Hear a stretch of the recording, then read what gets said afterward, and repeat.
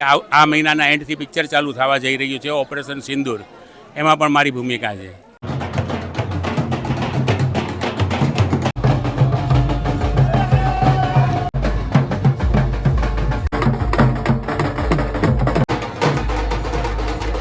આજે મિત્રો આપણે સથરા ગામને આંગણે છીએ. એમ કહેવાય કે ફર્સ્ટ નંબર, ગુજરાતમાં પહેલો નંબર જ્યાં શોભાયાત્રાનો દેવામાં આવ્યો છે. અને ખાસ કરીને આપણી સાથે મોદી કાકા જોડાઈ ગયા છે.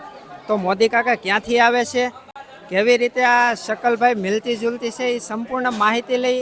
તો ખાસ કરીને લાઈક કરવાનું ભૂલશો નહીં. હવે આપણે મોદી કાકાને મળીએ કે સાહેબ તમે ક્યાંથી આવો છો? નમસ્તે મિત્રો, મારું ગામ જુનાગઢ છે, પણ હું અત્યારે આણંદની અંદર તુલસી પાણીપુરી નામે શોપ ચલાવું છું. અને બહુ બધો આ બ્લોગર લોકોની મહેરબાનીથી મને એટલા બધા વિડીયો બની ચૂક્યા છે કે લગભગ તમારા લગી મારો વિડીયો કદાચ પહોંચી પણ ચૂક્યો હોય. આ તમે સેકન્ડ કરતાં થર્ડ જોતા હો. મોદી સાહેબ તરીકે નામ મળવું અને મોદી સાહેબ તરીકે બજારમાં રહેવું એ બહુ કઠિન કામ છે. ઘણીવાર એમય લાગે કે કોઈક આડાવડું થઈ જશે આપણી યારે, અને એવા અનુભવો એ થતા હોય છે. પણ છતાં આપણે ઉપરવાળાની મહેરબાનીથી ઘણા બધા વિડીયો અને ઘણા બધા જગ્યાએ પહોંચ્યા પછી પણ સારી જગ્યા ઉપર જઈએ છીએ, એને કારણે સેફ છીએ. અને ખાસ કરીને એમ કહેવાય કાકાની જે બોલી છે ને એ ભાઈ મોદીજી જેવી જેમ કહેવાય પીસ છે એકદમ. તમે બોલવામાં સાંભળી જશે. તો ભાઈ બોલી છે ને એ પણ જેન્યુન છે. અને કાકાનો જે પહેરવાશ છે સંપૂર્ણ એમ કહેવાય કે મોદી કાકાને મિલતો જુલતો તમને દેખાતો હશે. તો ખાસ કરીને કાકા આપણે જે કામ છે ઇન્ટરવ્યુ લેવામાં આવ્યા છે, જેમાં તમે ઇન્ટરવ્યુ દીધા પણ હશે. તો આજ સુધીમાં કેટલીક ચેનલ એવી છે જેમાં તમે ઇન્ટરવ્યુ દીધેલા હશે? લગભગ ગુજરાતના નામચીન બ્લોગરોમાં કોઈ બાકી નથી. પ્લસ એ સિવાય દિલ્હીથી પણ 2 આવી ચૂકેલા છે, ઉત્તરાખંડથી આવી ચૂકેલા છે, ઝારખંડથી આવી ચૂકેલા છે, દિલ્હીથી આવી ચૂકેલા છે, બોમ્બેથી છે, અને લલન ટોપ કરીને યુપીવાળા ભાઈ પણ આવી ચૂકેલા છે. કુલ મળીને અત્યાર લગીમાં 45 બ્લોગ, 12 ટીવી ચેનલ અને આસામની 5 ટીવી ચેનલ પાછી એમાં જોઈન્ટ કરવી પડે એટલે 17 ટીવી ચેનલ, 2 ઇંગ્લિશ પેપરમાં સાહેબનું અને મારો બંનેનો ફોટો મૂકીને આર્ટિકલ, પાકિસ્તાનની ભેજા ફ્રાઈ ચેનલમાં 1.5 મિનિટ માટે થઈને આ ન્યૂઝ, અને રેડિયો દેવકી કરીને જે છે રેડિયો જોકી દેવકી, એમણે પણ મારો લાઈવ ઇન્ટરવ્યૂ રેડિયોમાં મૂકેલો છે. અને હવે નવેસરથી જે આ મહિનાના એન્ડથી પિક્ચર ચાલુ થવા જઈ રહ્યું છે, ઓપરેશન સિંદૂર. એમાં પણ મારી ભૂમિકા છે. તો ખાસ કરીને ઓપરેશન જે સિંદૂર થયું હતું ને ભાઈ, એની ઉપરથી એક મૂવી બનાવવામાં આવશે. અને એમાં એમ કહેવાય કાકા સરસ મજાનો રોલ ભજવશે. તો એ અશુક તમે જોવાનું ભૂલતા નહીં. તો હાલો આપણે હવે સંપૂર્ણ એમ કહેવાય કૃષ્ણ ભગવાનની જે શોભાયાત્રા છે એ આપણે નિહાળીએ.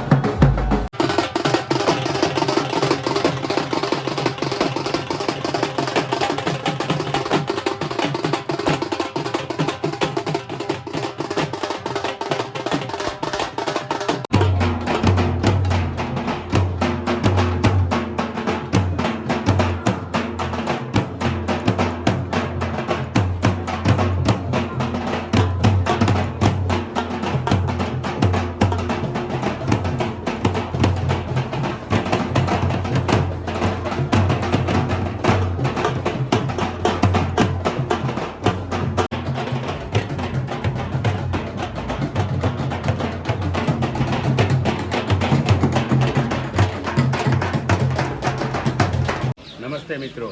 આજે હું છું ભાવનગરના સથરા ગામની અંદર કૃષ્ણ જન્માષ્ટમી ઉજવવા માટે થઈને આવેલો છું. આ આપણા વડીલ શ્રી યોગેશભાઈ દવે જે 1995થી રથયાત્રાનું આયોજન કરે છે. કૃષ્ણ ભગવાનની જન્મોત્સવ બહુ મોટે પાયે ઉજવે છે. છેલ્લા 3 વર્ષથી એમનો આગ્રહ હતો પણ હું અમુક ટેકનિકલ કારણોસર નહોતો આવી શક્યો. આ વખતે આવ્યો છું. બાકીનું આપણે યોગેશભાઈ હસ્તે જાણીએ. જય દ્વારકાધીશ, રાધે રાધે. હમણાં અનિલભાઈએ વાત કરી કે 1995થી આ અમારી શોભાયાત્રાનો અમે પ્રારંભ કરેલો. બહુ ઓછી જનસંખ્યાની અંદર મેં આ યાત્રા પ્રારંભ કરેલો અને ધીમે ધીમે આ અમારું 30મું વર્ષ જન્માષ્ટમી અમે ઉજવવા જઈ રહ્યા છીએ.